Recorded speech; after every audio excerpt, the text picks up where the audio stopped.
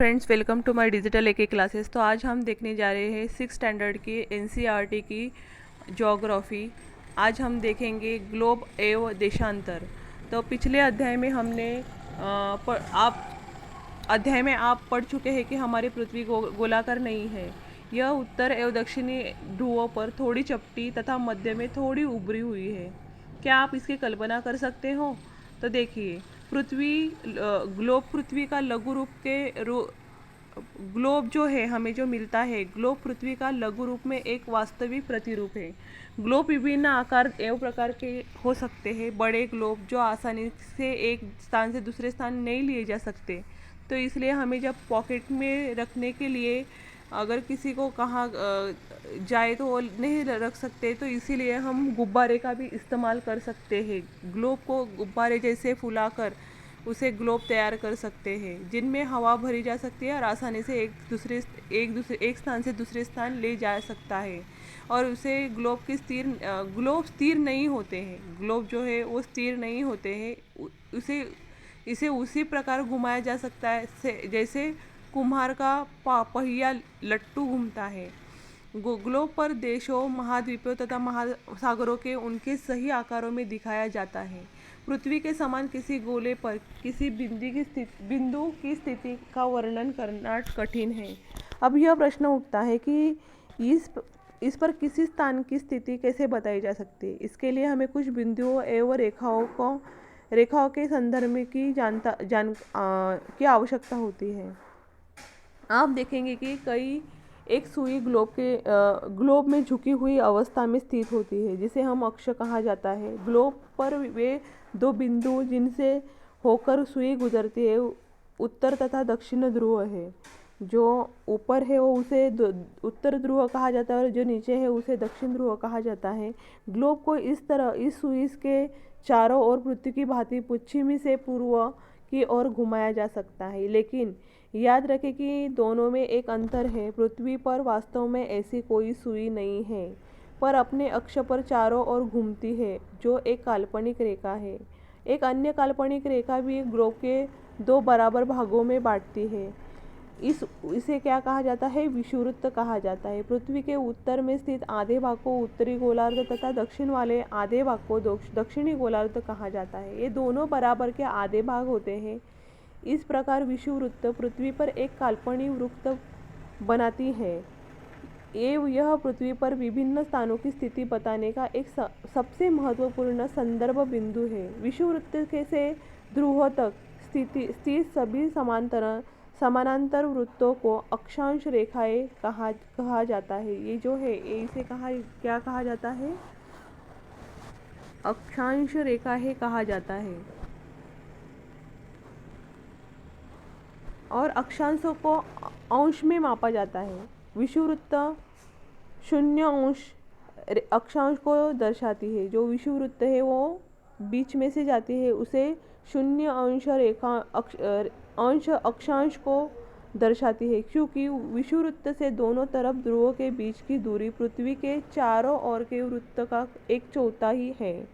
अंततः आपको इसका माप होगा 360 अंश का। 1/4 यानी 90 अंश। इस प्रकार 90 अंश उत्तरी अक्षांश उत्तर ध्रुव को दर्शाता है तथा 90 अंश दक्षिणी अक्षांश दक्षिण ध्रुव को बताता है। इस प्रकार विषुववृत्त के उत्तरी की सभी समानांतर रेखाओं को उत्तरी अक्षांश कहा जाता है तथा विषुववृत्त के दक्षिण स्थित सभी समानांतर रेखाओं को दक्षिणी अक्षांश कहा जाता है। इसलिए प्रत्येक अक्षांश के मान के साथ उसकी दिशा यानी उत्तर या दक्षिण को भी लिखा जाता है। सामान्यतः उसे उ या द अक्षर से, उ यानी उत्तर और द यानी दक्षिण अक्षर से व्यक्त किया जाता है। उदाहरण के लिए महाराष्ट्र में चंद्रपुर एवं ब्राज़ील, दक्षिण अमेरिका में जो बेलो होरिज़ोंटे दोनों एक ही अक्षांश 20 अक्ष पर स्थित है, लेकिन चंद्रपुर विषुववृत्त के 20 अंश उत्तर में एवं बेलो जो होरिज़ोंटे है विषुववृत्त के 20 अंश दक्षिण में स्थित है। उत्तर में चंद्रपुर है और दक्षिण में होरिज़ोंटे जो है वो स्थित है। इसलिए हम कहते हैं कि विषुववृत्त 20 अंश उत्तर अक्षांश पर तथा बेलो होरिज़ोंटल जो है वो 20 अंश दक्षिण अक्षांश पर स्थित है। जैसे जैसे हम विषुववृत्त से दूर जाते हैं अक्षांश का आकार घटता जाता है। महत्वपूर्ण अक्षांश समांतर रेखाएं। विषुववृत्त जो है वो 0 अंश पर है, उत्तर 90 अंश उत्तर पर और तथा दक्षिण जो है वो 90 अंश दक्षिण के अतिरिक्त 4 महत्वपूर्ण अक्षांश समानांतर रेखाएं और भी है। उत्तरी गोलार्ध में जो है उसे रेखा कर्क रेखा 23 1/2 उत्तर जो यहाँ पे दिख रहा है, उत्तर में क्या है, कर्क रेखा दिखाई जाती है जो स्थित है 23 1/2 उत्तर में, उसे कर्क रेखा है, यहाँ पे कर्क रेखा है। और जो दक्षिण 23 1/2 में मकर रेखा है। अभी हम यहाँ देख सकते हैं इसे विषुववृत्त कहा जाता है, जो 0 अंश पे है वो विषुववृत्त है। उसके 23 1/2 पे अंश पे कर्क वृत्त है और उसी तरह 23 1/2 पर दक्षिण की ओर मकर रेखा है। इसी तरह 66 1/2 उत्तर की ओर उत्तर ध्रुव है और दक्षिण की ओर 66 1/2 दक्षिण की ओर दक्षिण शीत कटिबंध दक्षिण ध्रुव, उसे दक्षिण ध्रुव कहा जाता है। इसी प्रकार इसके पार्ट हो चुके हैं पृथ्वी के ताप कटिबंध। कर्क रेखा एवं मकर रेखा के बीच सभी रेखाओं अक्षांश पर सूर्य वर्ष में एक बार दोपहर में सिर के ऊपर होता है, इसलिए इस क्षेत्र में सबसे अधिक ऊष्मा प्राप्त होती है तथा उसे उष्ण कटिबंध कहा जाता है। देखो यहाँ पे जो है इसे उष्ण कटिबंध कहा जाता है, इसे उष्ण कटिबंध कहा जाता है क्योंकि यहाँ पे जो है सूर्य की किरणें दोपहर में सिर के ठीक ऊपर होती है, इसीलिए कर्क रेखा तथा मकर रेखा के बाद किसी भी अक्षांश पर दोपहर का सूर्य कभी भी सिर के ऊपर नहीं होता। देखो कर्क रेखा तथा मकर रेखा के बाद किसी भी अक्षांश पर दोपहर का सूर्य कभी भी सिर के ऊपर नहीं होता है।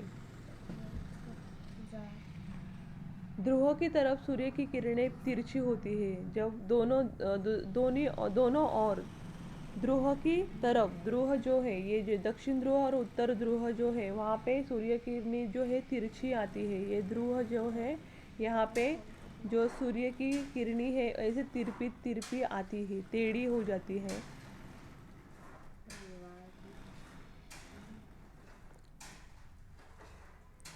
सिर की तिरछी हो जाती है।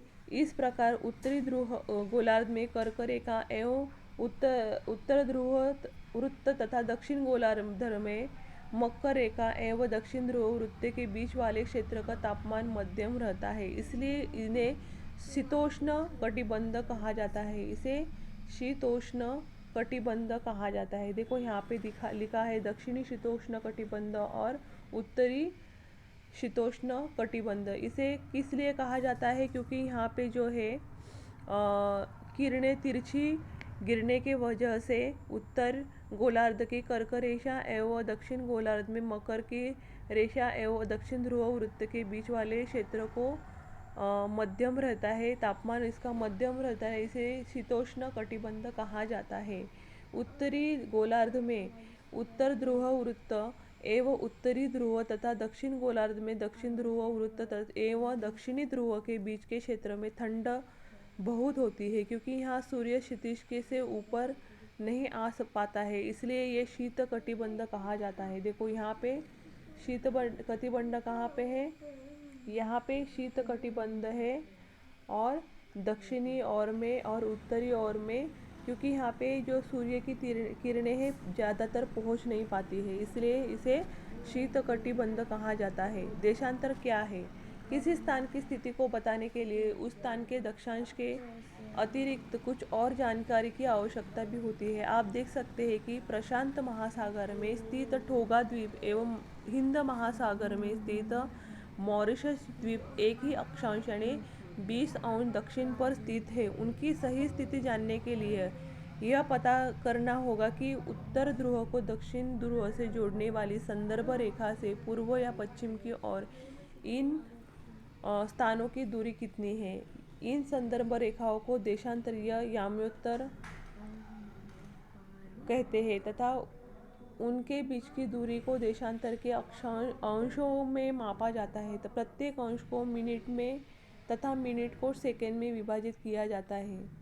ये अर्धवृत्त है तथा उनके बीच की दूरी ध्रुवों की तरफ बढ़ने पर घटती जाती है एवं ध्रुवों पर शून्य हो जाती है, जहाँ सभी देशांतरीय यामोत्तर आपस में मिलती है। अक्षांश समानांतर रेखाओं के से भिन्न सभी देशांतरीय याम्योत्तरी की लंबाई समान होती है, इसलिए इन्हें सिर्फ मुख्य संख्याओं में व्यक्त करना कठिन था। तब सभी देशों में ने निश्चित किया कि ग्रीनिच, जहां ब्रिटिश राजकीय वेधशाला स्थित है, से गुजरने वाली यामोत्तर से पूर्व और पश्चिम की ओर गिनती शुरू की जाए। इस यामोत्तर को प्रमुख यामोत्तर कहते हैं। ग्रीनिच को क्या कहा जाता है? प्रमुख यामोत्तर कहा जाता है। इसका मान 0 अंश देशांतर है तथा यहाँ से हम 180 पूर्व या 180 पश्चिम तक गणना करते हैं। प्रमुख यामोत्तर तथा 180 यामोत्तर मिलकर पृथ्वी के दो समान भागों को पूर्वी गोलार्ध एवं पश्चिम गोलार्ध में विभक्त करते हैं।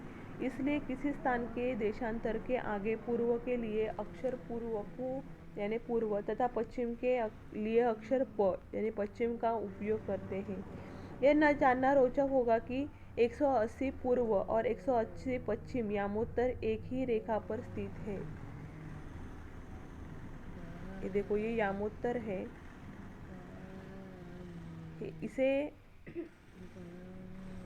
इसे यामोत्तर कहा जाता है 0। इसे 180 यहाँ और 180 यहाँ।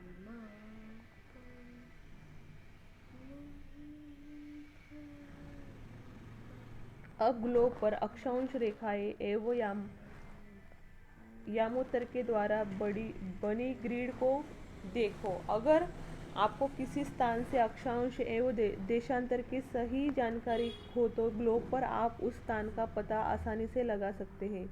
उदाहरण के लिए आसाम में धुबरी 26 अंश उत्तर अक्षांश एवं 90 अंश पूर्व देशांतर पर स्थित है। अब उस बिंदु को देखें जहाँ ये दोनों रेखाएं एक दूसरे से काटती हैं।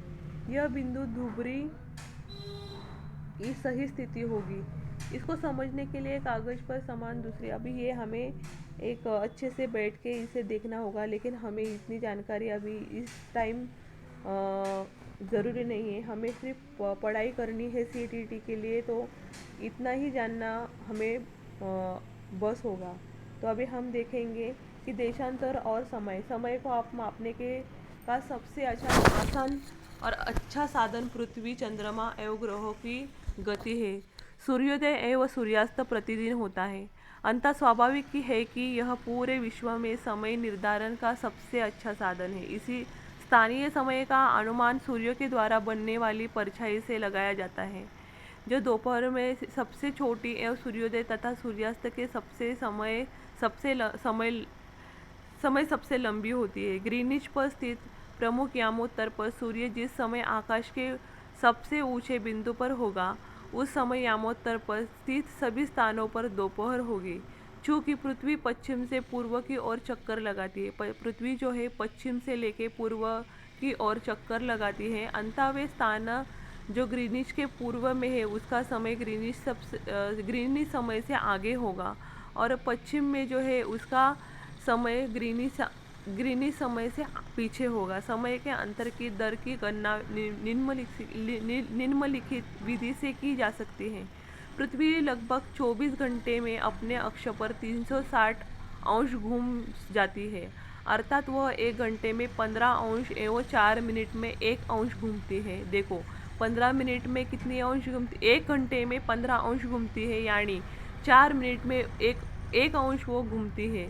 इस प्रकार जब ग्रीनिच में दोपहर 12 बजते हैं तब ग्रीनिच में दोपहर के 12 बजते हैं तब ग्रीनिच से 15 अंश पूर्व में यानी समय क्या होगा, 60 मिनट अर्थात 1 घंटे का समय आगे होगा। जो पूर्व में जो है दोपहर के 1 बजा होगा, ग्रीनिच में 12 बजे होंगे तो 1 घंटा आगे होगा, और पश्चिम में 1 घंटे पीछे यानी 11 बजे होंगे। तो इसी प्रकार जब ग्रीनिच पर दोपहर 12 बजे होंगे तो उस समय 180 पर मध्य रात्रि होगी। किसी भी स्थान पर जब सूर्य आकाश में अपने उच्चतम बिंदु पर होता है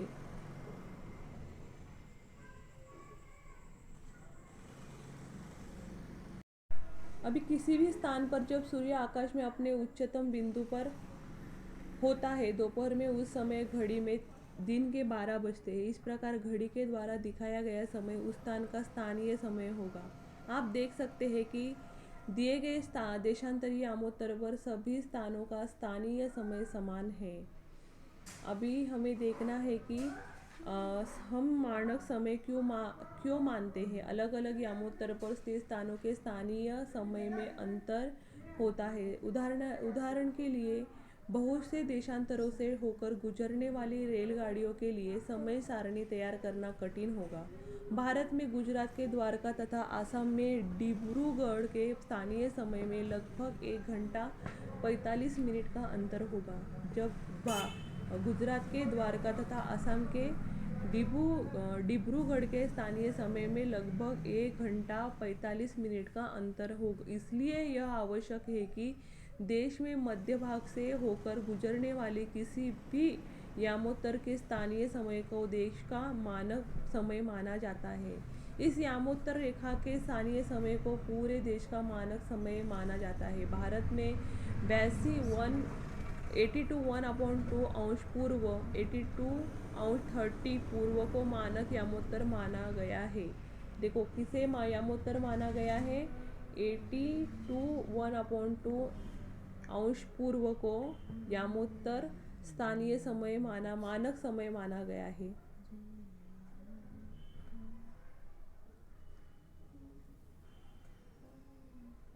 कबीर भोपाल के निकट एक छोटे से नगर में रहता है। वह अपने मित्र आलोक से कहता है कि वे लोग आज रात्रि में नहीं सो पाएंगे। भारत एवं इंग्लैंड के बीच एक क्रिकेट मैच लंदन में 2 बजे अपराह्न में शुरू होगा, अर्थात भारत में समयानुसार मैच शाम 7:30 बजे शुरू होगा तथा देर रात्रि में समाप्त होगा। क्या आप जानते हैं कि भारत एवं इंग्लैंड के बीच समय में क्या अंतर है? तो यह हमें देखना पड़ेगा कि भारत और इंग्लैंड के बीच कितने टाइम का अंतर है।